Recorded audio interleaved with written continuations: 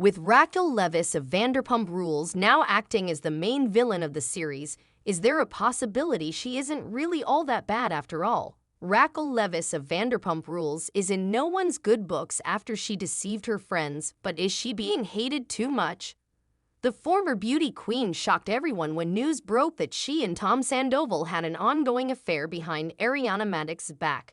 Now Raquel is being looked down on. Raquel's been a hot-button topic since her affair with Tom broke. Raquel first joined the Vanderpump Rules group when she was dating DJ James Kennedy. Raquel waltzed onto the scene with a deer-in-the-headlights look and a sweet demeanor. While some, like Lala Kent, noticed her slimy ways from day one, others thought she was harmless. Throughout her evolution, it has become apparent that Raquel stopped people-pleasing and started looking out for only herself.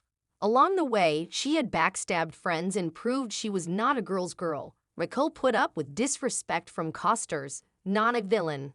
One reason that Raquel may not be a villain is that she often dealt with a lot of hate from her fellow co-stars. The model was often looked down on by her Vanderpump Rules cast members, including Stassi Schroeder and Lala. The environment was often toxic. An example is when Lala called Raquel dumb and stupid. Even James, after their breakup, jumped on the bandwagon of mocking his ex-fiancée's intelligence. The lack of love shown for her could have been a potential driving force for her ultimate betrayal. Raquel may have narcissistic traits.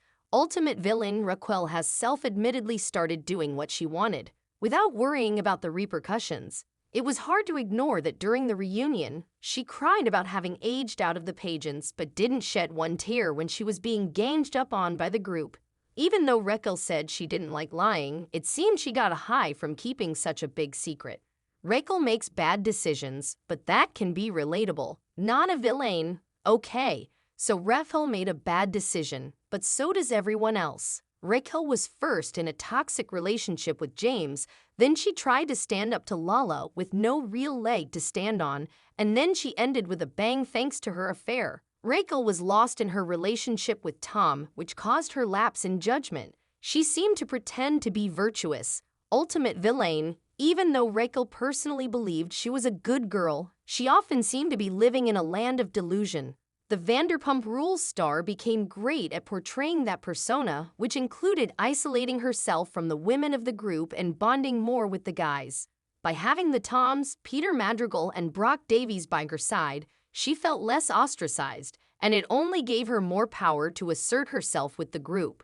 She forgave James Kennedy over and over again. Not a villain multiple times, she was seen forgiving James after one of his insulting tirades. Raquel often stood up for the UK native, who was a monster when he drank one too many.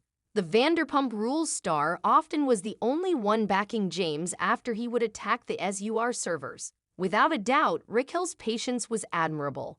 Raquel criticizes her exes. Ultimate villain Will hasn't complained about a crazy ex they have dated in the past.